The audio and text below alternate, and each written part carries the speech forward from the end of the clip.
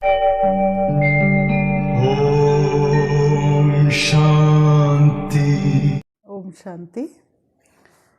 20 जनवरी 2023 प्रातः मुरली। ओम शांति। बाप दादा मधुबन। बाबा ने सुनाया, आज मीठे बच्चे, तुम पीस स्थापन करने के निमित्त हो, इसलिए बहुत बहुत पीस में रहना है। बुद्धि में रहे कि हम बाप के एडॉप्टेड बच्चे आपस में भाई बहन हैं। मीठे बच्चे, तुम पीस स्थापन करने के निमित्त हो, इसलिए बहुत बहुत पीस में रहना है। बुद्धि में रहे कि हम बाप के एडॉप्टेड बच्चे आपस में भाई बहन हैं। प्रश्न बाबा ने किया, पूरा सरेंडर किसे कहेंगे, उनकी निशानी क्या होगी? पूरा सरेंडर किसे कहेंगे, उनकी निशानी क्या होगी? उत्तर, पूरा सरेंडर वो है जिनकी बुद्धि में रहता कि हम ईश्वरी माँ बाप से पलते हैं। बाबा, ये सब कुछ आपका है, आप हमारी पालना करते हो। भले कोई नौकरी याद करते हैं, लेकिन बुद्धि से समझते ये सब बाबा के लिए है।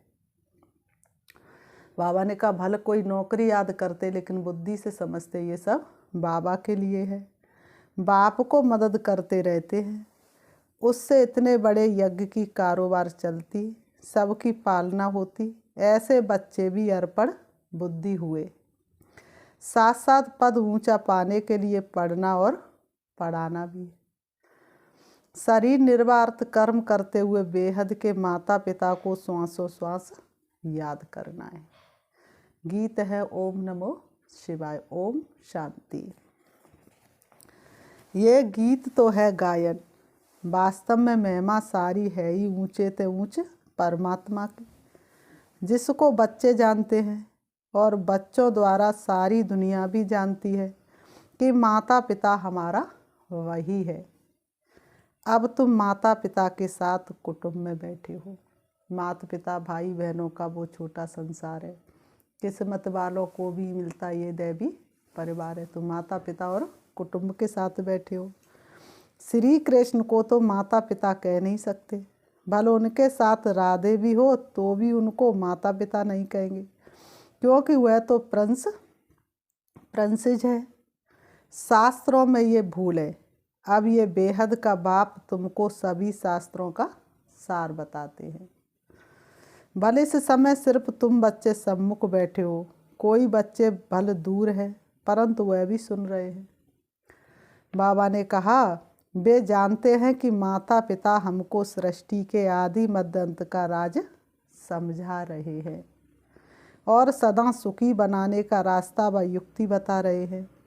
ये हूबहू जैसा घर है, थोड़े बच्चे यहाँ हैं, बहुत तो बाहर हैं। बाबा ने कहा, थोड़े बच्चे यहाँ हैं, बहुत तो बाहर हैं। यह है ब्रह्मा मुख वंशावली, नई रचना है, वह हो गई पुरानी रचना। बच्चे जानते हैं कि बाबा हमको सदा सुखी बनाने आए हैं।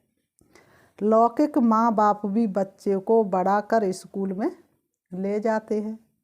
यहाँ बेहद का बाप हमको पढ़ा भी रहे हैं, हमारी पालना भी कर रहे हैं। बेहद के बाप हमको पढ़ा भी रहे और हमारी पालना भी कर रहे हैं। तुम बच्चों को अब एक के बगैर दूसरा कोई रहा ही नहीं है। माँ बाप भी समझाते हैं, ये हमारे बच्चे हैं। लौकिक कुटुंब होगा तो 10-15 बच्चे होंगे। बाबा ने कहा, लौकिक कुटुंब में कितने होते हैं? 10-15। 2-3 शादी की होंगी। यहाँ तो ये सब बाबा के बच्चे बैठे हैं। कितना बड़ा परिवार हुआ। जितने भी बच्चे पैदा करने हैं सो अभी ही ब्रह्मा मुख कमल द्वारा करने हैं। पीछे तो बच्चे पैदा करने ही नहीं है। सतयुग में तो कौन सा कार्य चलता है? पालना का। अभी स्थापना की चल रही है। बाबा ने कहा, सभी को वापस जाना है। बाबा कहते, ये एक ही एडॉप्टेड माता निमित्त है। ये बड़ी वंडरफुल बात है। ये तो ज़रूर है, गरीब का बच्चा समझेगा कि हमारा बाप गरीब है। साहूकार का बच्चा समझेगा कि हमारा बाप साहूकार है। वह तो अनेक माँ बाप है। बाबा ने कहा, वह तो अनेक माँ बाप हैं। ये तो सारे जगत का एक ही माता पिता है, इसलिए सभी उसको माता पिता कह करके बुलाते हैं। तुम भी जानते हो कि हम उनके मुख से एडॉप्ट हुए हैं। ये हमारा पारलौकिक माँ बाप है। ये आते ही पुरानी सृष्टि में है, जब मनुष्य बहुत बहुत दुखी होते हैं। बच्चे जानते हैं कि हमने इस पारलौकिक माता पिता की गोद ली है। बच्चे जानते हैं कि हमने इन पारलौकिक माता पिता की गोद ली है। हम सब आपस में भाई बहन हैं, दूसरा कोई हमारा संबंध नहीं है। तो भाई बहन को आपस में बहुत मीठा, रॉयल, पीसफुल, नॉलेजफुल, ब्लिसफुल बनना चाहिए। आपस में कभी लून पानी नहीं होना चाहिए, बहुत प्यार से रहना चाहिए। जबकि तुम पीस स्थापन कर रहे हो तो तुमको भी बहुत पीस में रहना चाहिए। पहले जो कर्म हमारे श्रेष्ठ बनेंगे जब हम खुद पर गौर करेंगे, जैसा कर्म हम करेंगे हमें देखकर और करेंगे। तो हमें बहुत शांतचित्त रहना है। शांति की शक्ति से शांति जग में लानी है। शांत मन हो तन हो शीतल, ऐसी दुनिया बनानी है। तो बच्चों को ये तो बुद्धि में होना चाहिए, बाबा ने कहा बच्चों को ये तो बुद्धि में होना चाहिए कि हम पारलौकिक बाप के एडॉप्टेड बच्चे हैं। हमें किसने गोद में लिया है? पारलौकिक माँ बाप ने। इस समय किसके द्वारा? ब्रह्मा तन के द्वारा। परम धाम से बाप आए हैं। ये है दादा ग्रैंड फादर, ये दादा बड़ा भाई। ब्रह्मा बाबा कौन है? हमारा बड़ा भाई। जो पूरा सरेंडर है वो समझेंगे हम ईश्वरी माँ बाप से पलते हैं। बाबा ये सब कुछ आपका है जो भी तेरे पास सब उसकी अमानत है। अपनी समझ लेना अमानत में खयानत है। आप हमारी पालना करते हो। जो बच्चे अर्पण होते हैं उनसे सभी की पालना हो जाती है। भले कोई नौकरी करते हैं तो भी समझते हैं ये सब कुछ बाबा के लिए है। भले कोई नौकरी करते तो भी समझते ये सब कुछ बाबा के लिए है। तो बाप को भी मदद करते रहते हैं। अपने परिवार की पालना की और बचा सो बाप का है। वह समझते ये नौकरी भी मैं सिर्फ बाबा के कार्य के लिए कर रहा हूँ, नहीं तो यज्ञ की कारोबार कैसे चले। बाबा ने कहा नहीं तो यज्ञ का इतना बड़ा कारोबार है वो कैसे चले। राजा रानी को भी माता पिता कहते हैं, परंतु वह फिर भी जिस्मानी माता पिता हुए। राज माता भी कहते हैं तो राज पिता भी कहते हैं। ये फिर है बेहद के। बच्चे जानते हैं कि हम माता पिता के साथ बैठे हैं। बच्चे जानते हैं कि हम किसके साथ बैठे हैं? माता पिता के साथ बैठे हैं। ये भी बच्चे जानते हैं कि हम जितना पढ़ेंगे और पढ़ाएंगे उतना ऊंच पद पाएंगे। जितना पढ़ेंगे पढ़ाएंगे उतना ऊंच पद पाएंगे। साथ साथ शरीर निर्वाह अर्थ कर्म भी करना है। ये दादा भी बुजुर्ग है, ये दादा भी बुजुर्ग है। शिव बाबा को कभी बूढ़ा व जवान नहीं कहेंगे। आत्मा कभी बूढ़ी होती न जवान होती। तो शिव बाबा तो न बूढ़ा होता है न जवान होता है, वह है ही निराकार। ये भी तुम जानते हो कि हम आत्माओं को निराकार बाप ने एडॉप्ट किया है और फिर साकार में है ये ब्रह्मा। अहम आत्मा कहती हमने बाप को अपना बनाया है। हमने जाना, हमने पहचाना। शिव भोला भगवान कितना मीठा, कितना प्यारा। शिव भोला भगवान कितना मीठा है, कितना प्यारा है। फिर नीचे आओ तो कहेंगे हम भाई बहनों ने ब्रह्मा को अपना बनाया है। शिव बाबा कहते तुम ब्रह्मा द्वारा हमारे ब्रह्मा मुकुवंशावली बने हो। ब्रह्मा भी कहते तुम हमारे बच्चे बने हो। तुम ब्राह्मणों की बुद्धि में श्वासों श्वास यही चलेगा कि ये हमारा बाप है। तुम ब्राह्मणों की बुद्धि में श्वासों श्वास क्या चलेगा? ये हमारा बाप है। श्वासों के तार तार में प्रभु प्यार को पिरो लो। एक एक श्वास में, जिसकी एक एक श्वास में प्रभु का प्यार होता है वह जीवन ही तो धन्य होता है। बाकी तो जो श्वास व्यर्थ की बातों में गई तो वह तो विनाशकारी हुई ना। तो तुम्हारी श्वासों श्वास में क्या है? हम किसके बच्चे हैं? सोचो तुमको कौन मिला है, कौन तुम्हारा साथी है। वह हमारा दादा है। बाप से जास्ती दादे को याद करते हैं। वह मनुष्य तो बाप से झगड़ा याद करके भी दादे से प्रॉपर्टी लेते। तुमको भी कोशिश करके बाप से भी जास्ती दादे से वर्षा लेना है। बाबा जब पूछते तो सभी कहते हम क्या कहते हैं, बाबा जब पूछते तो सभी क्या कहते हैं, हम नारायण को भरेंगे। कोई कोई नए आते थे, पवित्र नहीं रह सकते थे तो वह हाथ नहीं उठा सकते, कह देते माया बड़ी प्रबल है, कह देते माया बड़ी प्रबल है। वह तो कह भी नहीं सकते कि हम श्री नारायण को व लक्ष्मी को भरेंगे। देखो जब बाबा सम्मुख सुनाते तो कितना खुशी का पारा चढ़ता। जब मिलन मनाने जाते हैं सम्मुख सुनते तो कितना खुशी का पारा चढ़ता है, लेकिन धीरे धीरे फिर वह खुशी का पारा उतरता चला जाता है। बुद्धि को रिफ्रेश किया जाता है तो नशा चढ़ता है, फिर किसी किसी को वह नशा स्थायी रहता है और फिर किसी किसी का धीरे धीरे उतरना शुरू हो जाता है, किसी किसी में कम हो जाता है। बेहद के बाप को याद करना है, 84 जन्मों को याद करना है और चक्रवर्ती राजाई को भी याद करना है। जो मानने वाले नहीं होंगे उनको याद नहीं रहेगी, जिनके रोम रोम में निश्चय नहीं होगा उनको कुछ भी याद नहीं रहेगा। वो तो भक्ति की तरह मुरली सुनेंगे और फिर भूल जाएंगे। बाप दादा समझ जाते कि बाबा बाबा कहते तो हैं परंतु सच सच याद करते नहीं हैं। बाबा भी समझ जाते हैं, मुख से तो बाबा बाबा कहते, ना तो बाबा की मुरली से इतना प्यार, ना बाबा से इतना प्यार जो एक्यूरेट याद करें।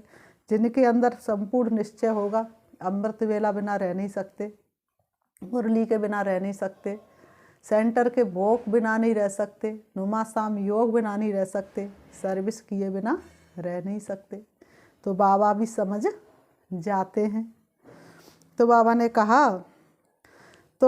कहा बाबा बाबा कहते तो हैं परंतु सच सच याद करते नहीं हैं और न लक्ष्मी नारायण को भरने लायक है। चलन ही ऐसी है। अंतर्यामी बाप हरेक की बुद्धि को समझते हैं। यहाँ शास्त्रों की तो कोई बात ही नहीं। बाप ने आकर राजयोग सिखाया है जिसका नाम गीता रखा है। बाकी तो छोटे मोटे धर्मों वाले सब अपना अपना शास्त्र बना लेते हैं, फिर वह पढ़ते रहते हैं। बाबा शास्त्र नहीं पढ़े हैं। बाबा को शास्त्र पढ़ने की क्या ज़रूरत है, वो तो प्यार का सागर है, वो तो ज्ञान का सागर है। बाबा ने कहा कहते हैं बच्चे मैं तुमको स्वर्ग की राह बताने आया हूँ। तुम जैसे अशरीरी आए थे वैसे ही तुमको जाना है, जैसे तुम अशरीरी आए थे वैसे ही तुमको अशरीरी होकर जाना है। देह सहित सब इन दुखों के कर्म बंधन को छोड़ देना है, क्योंकि देह भी दुख देती है। बाबा ने कहा देह भी दुख देती है। कोई ने बुरी बात कही तो कितना बुरा लगा, किसके कारण, देह अभिमान के कारण। मैं आत्मा हूँ, आत्मा को तो कोई जानता ही नहीं है, तो आत्मा से तो कोई कुछ कह ही नहीं सकता, तो फिर दुख किस बात का। बीमारी होगी तो क्लास में आ नहीं सकेंगे, तो ये भी देह का बंधन हो गया। इसमें बुद्धि बड़ी सालिम चाहिए। पहले तो निश्चय चाहिए कि बरोबर बाबा स्वर्ग रचता है। अभी तो है नरक, जब कोई मरता है तो कहते स्वर्ग गया, तो जरूर नरक में था ना, परंतु ये तुम अभी समझते हो क्योंकि तुम्हारी बुद्धि में स्वर्ग है। बाबा रोज नए नए तरीके से समझाते हैं तो तुम्हारी बुद्धि में अच्छी रीति बैठे। हमारा बेहद का माता पिता है, तो पहले बुद्धि एकदम ऊपर चली जाएगी। फिर कहेंगे इस समय बाबा आबू में है। इस समय बाबा कहाँ पधारे हैं, आबू में। आबू की पहचान कर लो, आबू की पहचान। जैसे यात्रा पर जाते तो बद्रीनाथ का मंदिर ऊपर रहता है, पंडे ले जाते, बद्रीनाथ खुद तो ले चलने के लिए नहीं आता है, पंडे बद्रीनाथ की यात्रा कराने के लिए ले जाते हैं। तो बाबा ने कहा मनुष्य पंडा बनते हैं, यहाँ से बाबा खुद आते हैं परम धाम से, कहते हैं आत्मा तुमको ये शरीर छोड़ शिवपुरी चलना है। जहाँ जाना है वह निशाना जरूर याद रहेगा। वह बद्रीनाथ चेतन में आकर बच्चों को साथ ले जाए, ऐसे तो हो नहीं सकता। वह बद्रीनाथ आकर के ले जाए चेतन में, ये तो हो नहीं सकता। वह तो यहाँ का रहवासी है। ये परम पिता परमात्मा कहते हैं मैं परम धाम का रहवासी हूँ। यदा यदा ही धर्मस्य गिलानी, धर्म की गिलानी के समय परम धाम छोड़ कर के सृष्टि रंगमंच पर आता हूँ, तुमको नर से नारायण और नारी से लक्ष्मी बनाने के लिए। तुमको लेने के लिए आया हूँ। श्री कृष्ण तो ऐसे कह ना सके। रुद्र शिव बाबा कहते हैं यह रुद्र यज्ञ रचा हुआ है। गीता में भी रुद्र की बात लिखी हुई है। वह रूहानी बाप कहते हैं मुझे याद करो। बाप ऐसी युक्ति से यात्रा सिखाते हैं जो जब विनाश हो तो तुम आत्मा शरीर छोड़ सीधा बाप के पास चले जाएंगे। फिर तो शुद्ध आत्मा को शुद्ध शरीर चाहिए। आत्मा जब शुद्ध बन गई तो सतयुग शुद्ध, तो शुद्ध शरीर चाहिए तो सतयुग में ही मिलेगा। कलयुग में तो शुद्ध शरीर मिल नहीं सकता क्योंकि प्रकृति तमो प्रधान हो चुकी है। बाबा ने कहा सो तो तब होगा जब सृष्टि नई हो। अभी तो सभी आत्मा मच्छरों सदृश वापस जाएंगी बाबा के साथ, इसलिए उनको खिवैया भी कहा जाता है। इस विषय सागर से उस पार ले जाते हैं। श्री कृष्ण को खिवैया नहीं कह सकते। बाप ही इस दुख के संसार से सुख के संसार में ले जाते। शिव बाबा ही इस दुख के संसार से सुख के संसार में ले जाते हैं। यही भारत विष्णुपुरी लक्ष्मी नारायण का राज्य था, अब रावणपुरी है।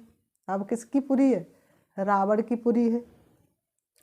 रावण का चित्र भी दिखाना चाहिए। चित्रों से बहुत काम लेना है। जैसे हमारी आत्मा है वैसे बाबा की भी आत्मा है, लेकिन अंतर इतना वो ज्ञान का सागर है। लेकिन हम आत्मा जैसे उस ज्ञान के सागर को याद करते तो धीरे धीरे हम आत्माएं भी ज्ञान स्वरूप बनती चली जाती हैं। वो प्रेम का सागर है। बाबा ने कहा सिर्फ हम पहले अज्ञानी थे, वह ज्ञान का सागर है। अज्ञानी उसको कहा जाता है जो रचता और रचना को नहीं जानते हैं। रचता द्वारा जो रचता और रचना को जानते उनको ज्ञानी कहा जाता है। जिसने रचता के द्वारा रचना को जाना, आदि मध्य को जाना, उसी को ज्ञानी कहा जाता है। यह ज्ञान तुमको यहाँ मिलता है, सतयुग में नहीं मिलता है। वो लोग कहते हैं परमात्मा विश्व का मालिक है। मनुष्य उस मालिक को याद करते हैं, परंतु वास्तव में विश्व का अथवा सृष्टि का मालिक तो लक्ष्मी नारायण बनते हैं। निराकार से बाबा तो विश्व का मालिक बनता नहीं है, सब करके खुद को छिपा लेता है। बाबा ने कहा तो उनसे पूछना पड़े कि वह मालिक निराकार है या साकार है। निराकार तो साकार सृष्टि का मालिक हो ना सके। वह है ब्रह्मांड का मालिक। वही आकर पतित दुनिया को पावन बनाते हैं। खुद पावन दुनिया का मालिक नहीं बनते हैं। उनका मालिक तो लक्ष्मी नारायण बनते हैं और बनाने वाला है बाप। ये बड़ी गुहा समझने की बातें हैं। बाबा ने कहा हम आत्मा भी जब ब्रह्म तत्व में रहती हैं तो ब्रह्मांड के मालिक हैं। जैसे राजा रानी कहेंगे हम भारत के मालिक हैं तो प्रजा भी कहेगी हम मालिक हैं। बाबा ने कहा वहाँ रहते तो है ना, वैसे बाप ब्रह्मांड का मालिक है, हम भी मालिक ही ठहरे। बाप ब्रह्मांड का मालिक है तो हम जब परमधाम में बैठे तो हम भी ब्रह्मांड के मालिक, अभी भी हम ब्रह्मांड के मालिक हैं। फिर बाबा आकर नई मनुष्य सृष्टि रचते हैं। कितनी सुंदर दुनिया रचते हैं। कहते मुझे इस पर राज्य नहीं करना है, मैं मनुष्य नहीं बनता हूँ, मैं तो ये शरीर भी लौन लेता हूँ। तुमको सृष्टि का मालिक बनाने राजयोग सिखाता हूँ। तुम जितना पुरुषार्थ करेंगे उतना ऊंचा पद पाएंगे। इसमें कमी मत करो। टीचर तो सभी को पढ़ाते हैं। अगर इम्तिहान में बहुत पास होते हैं तो टीचर का भी शो होता है। इम्तिहान में बहुत पास होते तो टीचर का भी नाम होता है। फिर उनको गवर्नमेंट से लिफ्ट मिलती है। ये भी ऐसे है, जितना अच्छा पढ़ेंगे उतना अच्छा पद मिलेगा। ये तो अविनाशी पद है। माँ बाप भी खुश होंगे। इम्तिहान में पास होते हैं तो मिठाई बांटते हैं। यहाँ तो तुम रोज़ मिठाई बांटते हो। फिर जब इम्तिहान में पास हो जाते हो तो सोने के फूलों की वर्षा होती है। इसलिए भक्ति मार्ग में क्या दिखाते हैं, जब भी देवताओं की विजय हुई तो ऊपर से बरसात हुई। तो ऐसा तो कुछ है नहीं। तुम्हारे ऊपर कोई आकाश से फूल नहीं गिरेंगे, परंतु तुम एकदम सोने के महलों के मालिक बन जाते हो।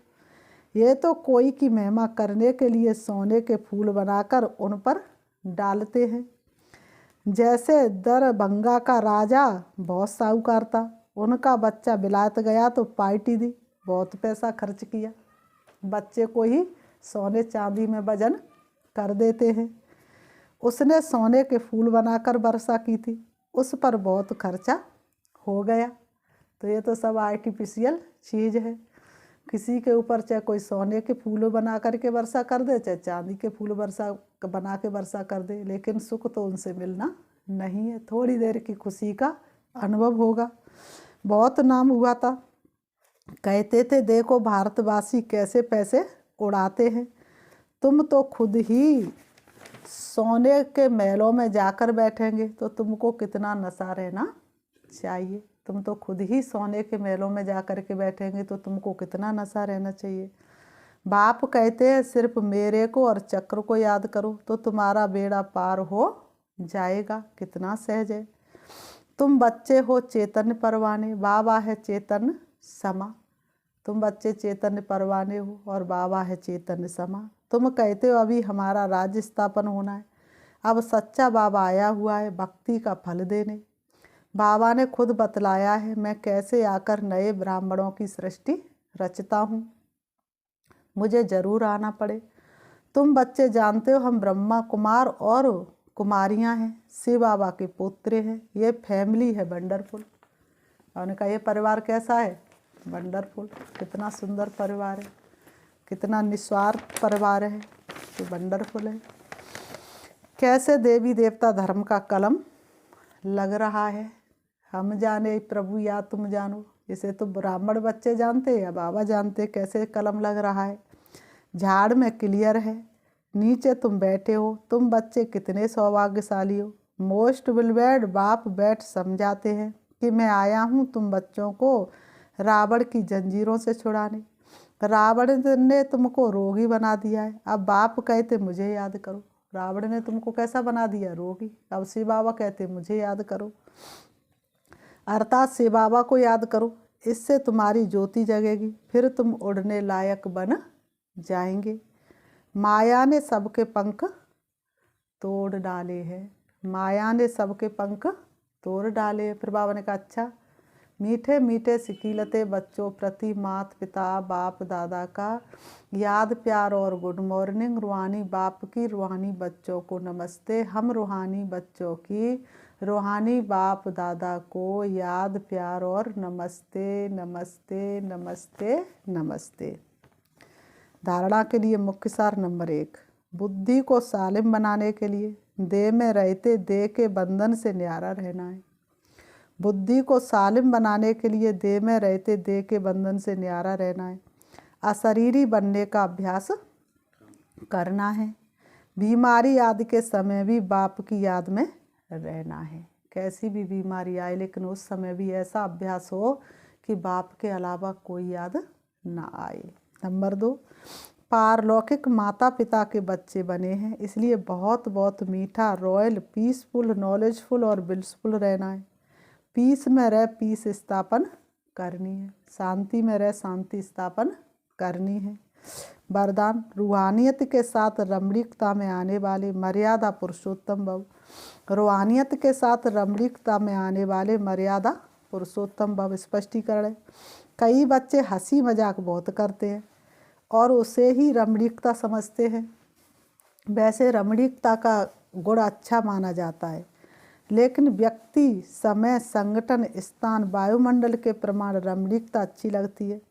यदि इन सब बातों में से एक बात भी ठीक नहीं तो रमणीकता भी व्यर्थ की लाइन में गिनी जाएगी और सर्टिफिकेट मिलेगा कि ये हंसाते बहुत अच्छा लेकिन बोलते बहुत है।